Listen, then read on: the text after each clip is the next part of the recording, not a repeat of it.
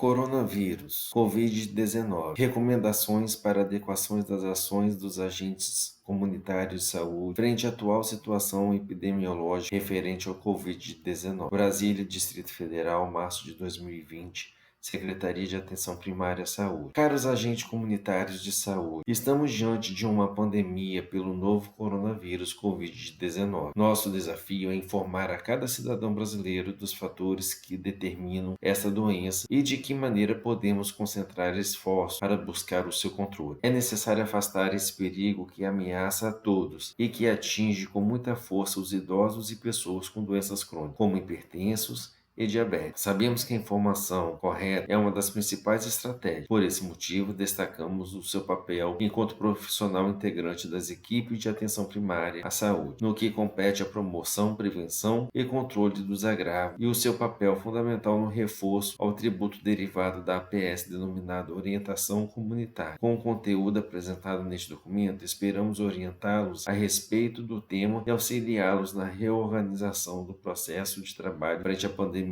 pelo novo coronavírus. Novo coronavírus Covid-19. Coronavírus é uma família de vírus que pode resultar em infecções respiratórias que vão desde um resfriado até síndromes respiratórias agudas graves. Este novo coronavírus produz a doença classificada como Covid-19, sendo agente causador de uma série de casos de pneumonia na cidade de Wuhan, na China. Ainda não há informações plenas sobre a história natural da doença, nem vacinas ou medicamentos conhecidamente seguros para tratar ou prevenir a infecção. Transmissão. A transmissão da SARS-CoV-2 em humanos para humanos foi confirmada em diversos países, inclusive no Brasil, e ocorre principalmente com contato de gotículas da boca e do nariz, saliva, espirro, tosse ou que podem ser repassados por toque, sintomas novos. Período de incubação.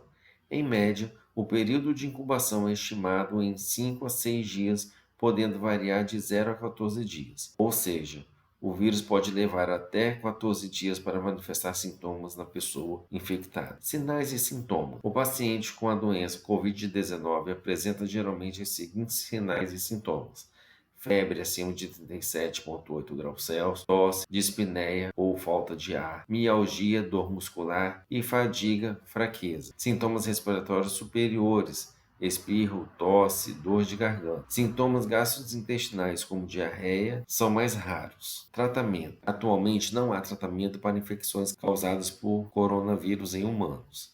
Está indicado repouso e consumo de bastante água, além de algumas medidas farmacológicas para aliviar os sintomas, conforme cada caso, e orientação médica. Medidas de prevenção. Atualmente não existe vacina para a prevenção de infecção por Covid-19.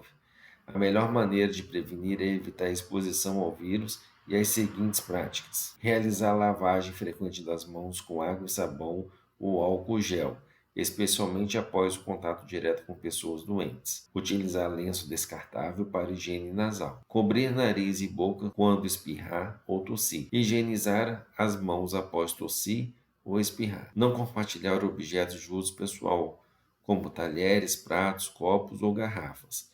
Manter o ambiente bem ventilado, evitar contato com pessoas que apresentam sinais e sintomas da doença.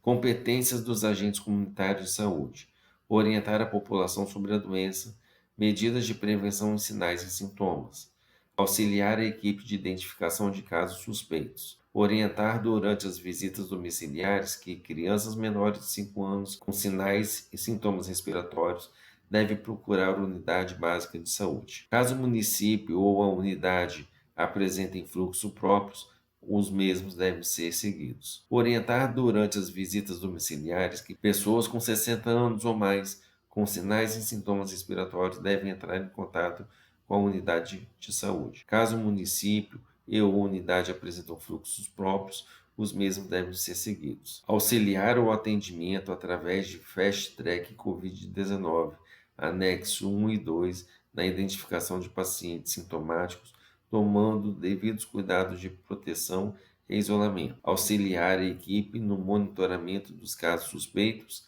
e confirmados. Realizar busca ativa de novos casos suspeitos de síndrome gripal na comunidade. Realizar busca ativa quando solicitado, principalmente em casos de pacientes que se enquadram no grupo de risco, gestantes, pessoas com doenças crônicas, puérperas e idosos, e não compareceram na unidade de saúde para a realização de vacina contra a influenza. Organizar um fluxo de acolhimento de modo a evitar aglomeração de grupos com mais de 10 pessoas e preferencialmente em ambientes arejados. Auxiliar as atividades de campanha de vacinação de modo a preservar o trânsito entre pacientes que estejam na unidade por conta de complicações relacionadas com o Covid-19. Priorizar os idosos. Realizar atividades educativas na unidade enquanto os pacientes aguardam atendimento. Em relação às visitas domiciliares, as visitas domiciliares são uma importante ferramenta para informar, fazer busca ativa de suspeitos e acompanhamento de casos, mas para a realização dessa atividade é importante considerar alguns cuidados para garantir a segurança do paciente e do profissional. Não realizar atividade dentro do domicílio. A visita estará limitada apenas à área peridomiciliar, frente da casa, ao lado, fundos do quintal ou terreno. Priorizar visitas aos pacientes de riscos, pessoas com 60 anos ou mais,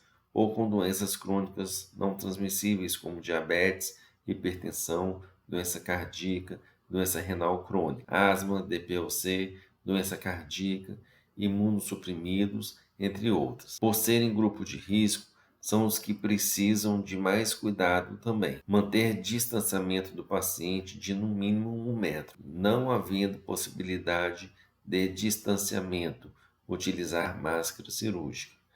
Higienizar as mãos com álcool e gel. Nos casos de visita às pessoas com suspeita de Covid-19, sempre utilizar máscara cirúrgica e garantir o uso de EPI apropriado. Agente comunitário de saúde que apresentar febre e qualquer sintoma respiratório, tosse, coriza, dor de garganta, falta de ar, etc., devem permanecer em isolamento domiciliar conforme a orientação do médico e ou enfermeiro. Agentes comunitários de saúde com mais de 60 anos e ou condições crônicas, doentes cardíacos, doentes respiratórios crônicos, doentes renais em estágios avançados e em diálise, imunossuprimidos e diabetes, devem trabalhar na unidade de saúde em atividades de monitoramento e administrativas que não demandem atendimento ao público, orientações e cuidados durante os atendimentos na unidade de saúde. Os agentes comunitários de saúde devem auxiliar a equipe na identificação dos casos suspeitos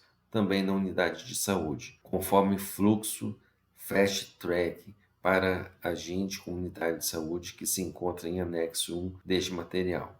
Durante o atendimento dos pacientes com suspeita de síndrome gripal, devem ser utilizados EPIs e adotar as medidas para evitar contágio, conforme as tabelas 1, 2 e 3. Medidas para evitar contágio. Tabela 1. Medidas para evitar contágio por vírus causadores. Medidas de controle precoce para os profissionais da saúde. Máscara cirúrgica, lavar as mãos com frequência, limpar e desinfectar objetos e superfícies tocados com frequência. Para pacientes, fornecer máscara cirúrgica, isolamento com precaução de contato em sala isolada e bem arejada. A tabela número 2 trata de orientações para o uso correto de máscaras cirúrgicas para evitar contágio por vírus causadores de síndromes gripais, segundo o Ministério da Saúde, 2020. Orientações para o uso de máscaras cirúrgicas.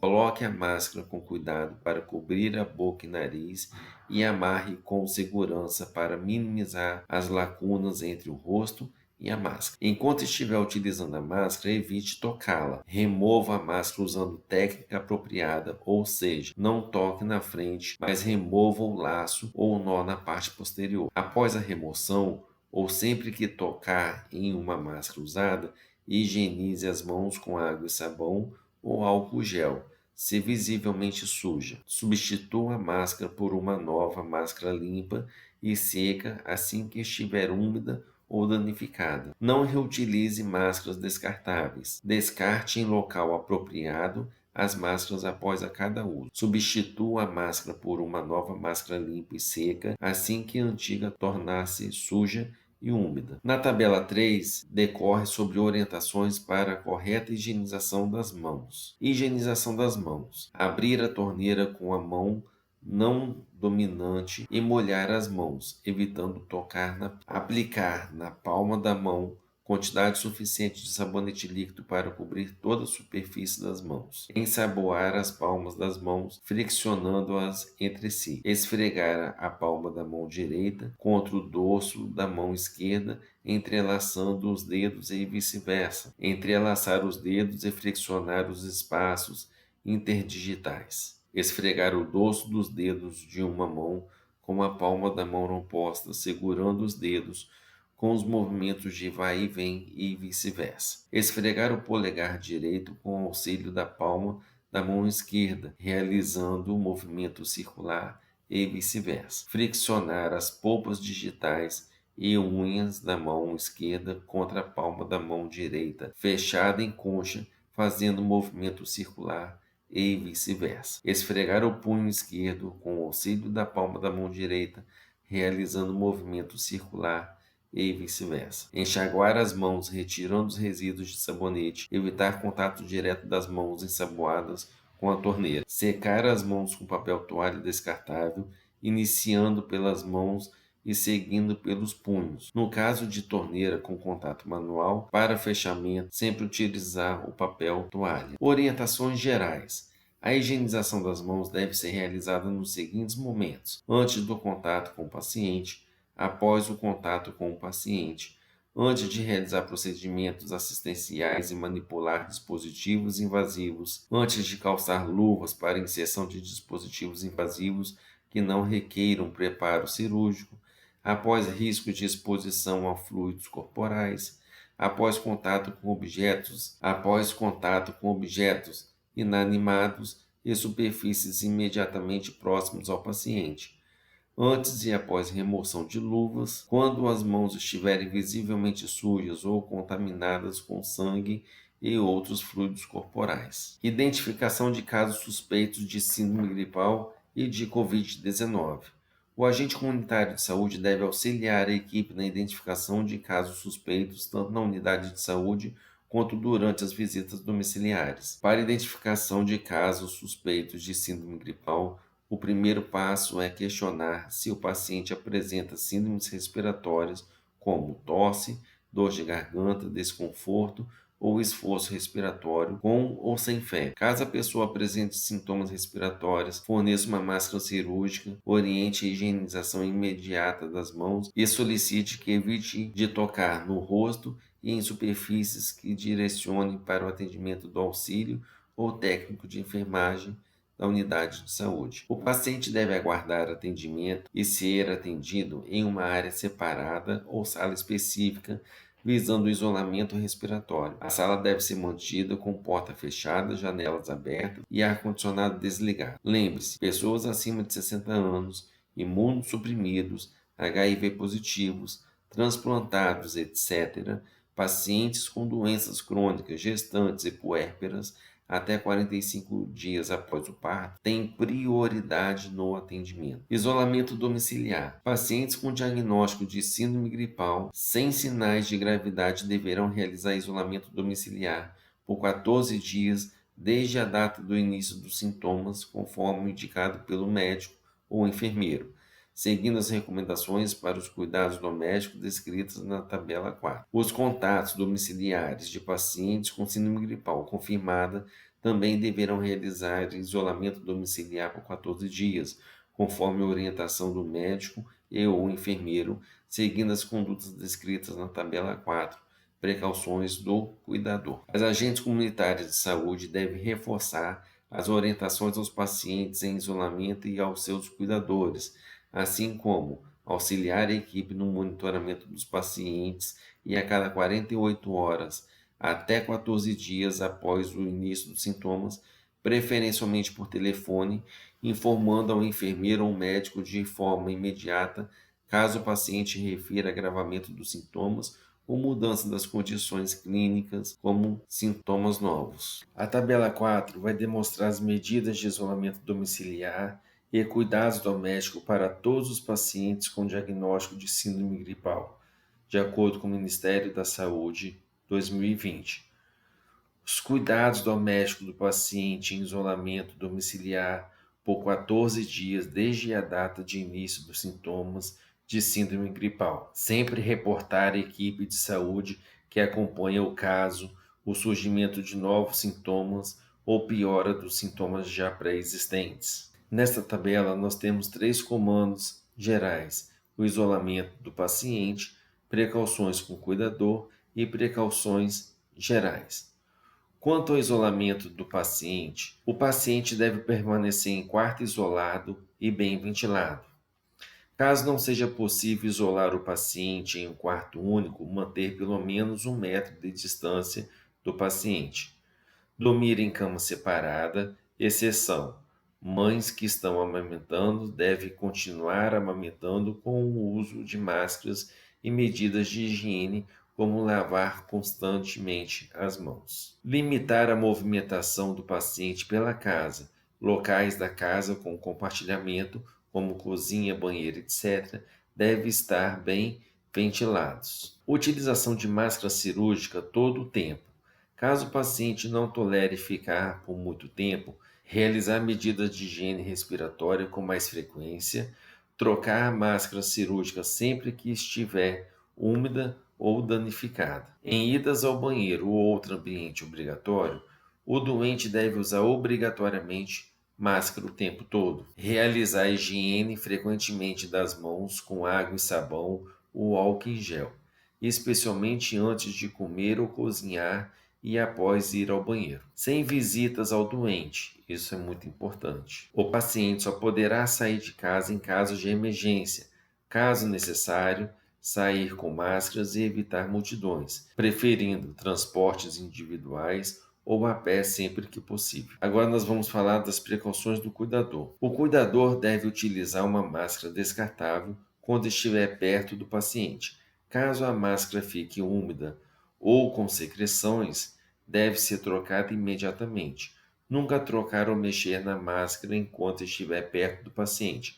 Após retirar a máscara, o cuidador deve lavar as mãos. Deve ser realizada a higiene das mãos toda vez que elas aparecem sujas, antes e depois do contato com o paciente, antes e depois de ir ao banheiro, antes e depois de cozinhar e comer, ou toda vez que julgar necessário. Pode ser utilizado álcool em gel quando as mãos estiverem secas e água e sabão quando as mãos parecerem oleosas ou sujas. Toda vez que lavar as mãos com água e sabão, dá preferência o uso do papel toalha.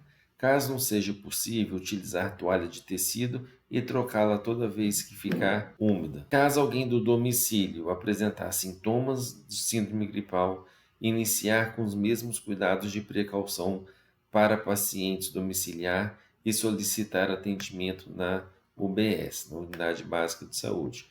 Realizar atendimento domiciliar dos contactantes sempre que possível. Precauções gerais. Toda vez que lavar as mãos com água e sabão, dá preferência ao papel toalha. Caso não seja possível, utilizar toalha de tecido e trocá-la toda vez que ficar úmida. Todos os moradores da casa devem cobrir a boca e nariz quando forem tossir ou espirrar, seja com as mãos ou máscara. Lavar as mãos e jogar as máscaras fora após o uso. Evitar o contato com as secreções do paciente quando for descartar o lixo do paciente. Utilizar luvas descartáveis. Limpar frequentemente, mais de uma vez por dia, as superfícies que são frequentemente tocadas, com solução contendo alvejante. 1 parte de alvejante para 99 partes de água. Faça o mesmo para banheiros e toaletes. Lave roupas pessoais, roupas de cama e roupas de banho do paciente com sabão comum e água entre 60 e 90 graus Celsius. Deixe secar naturalmente. Na tabela 5, trata sobre a normativa de acompanhamento do paciente em isolamento domiciliar via telefone. Anotar o número de contato do paciente e de algum acompanhante, de preferência o cuidador, que ficará responsável pelo paciente. Realizar a ligação a cada 48 horas para acompanhamento e evolução do quadro clínico. Não há necessidade de gravar a conversa. Anotar informações sobre a conversa telefônica, quadro clínico autorreferido do paciente, autoavaliação da necessidade de ir algum profissional à residência do paciente ou consulta presencial na UBS com o paciente em uso de máscaras e horário da ligação e queixas. Informar ao médico e ou enfermeiro se o paciente apresentar novos sintomas ou piora do quadro. Recomendações em grupos especiais, gestantes e puérperas. Até onde as evidências atuais indicam, gestantes e puérperas não possuem risco individual aumentado para o novo coronavírus.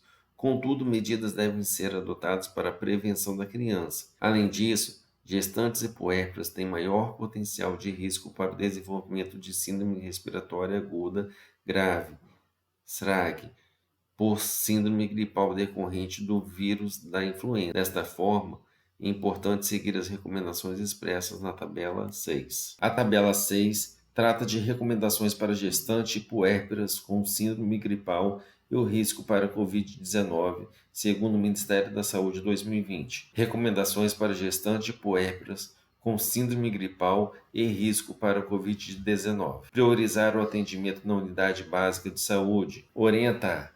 Manter a amamentação. Manter preferencialmente o binômio em quarto separado.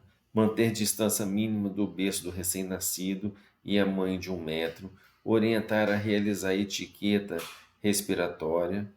Orientar a higienização das mãos imediatamente após tocar nariz, boca e sempre antes do cuidado com o recém-nascido. Orientar o uso de máscara cirúrgica durante o cuidado e a amamentação do recém-nascido. Caso a puérpera precise circular em áreas comuns da casa, utilizar máscara cirúrgica. Para maiores informações, consulte os materiais do Ministério da Saúde sobre o Covid-19 no site do Ministério da Saúde. Ressaltamos que a realidade em situações da epidemia é bastante dinâmica e os processos de trabalho necessitam de constante reavaliação e planejamento para conformidade com os fluxos, protocolos e notas técnicas vigentes, atualizados frequentemente. Por isso, a importância dos senhores e senhoras estarem sempre bem informados a todo momento sobre esse novo coronavírus. Essas são as recomendações do Ministério da Saúde e essas são as referências utilizadas para o desenvolvimento desse material e deste treinamento.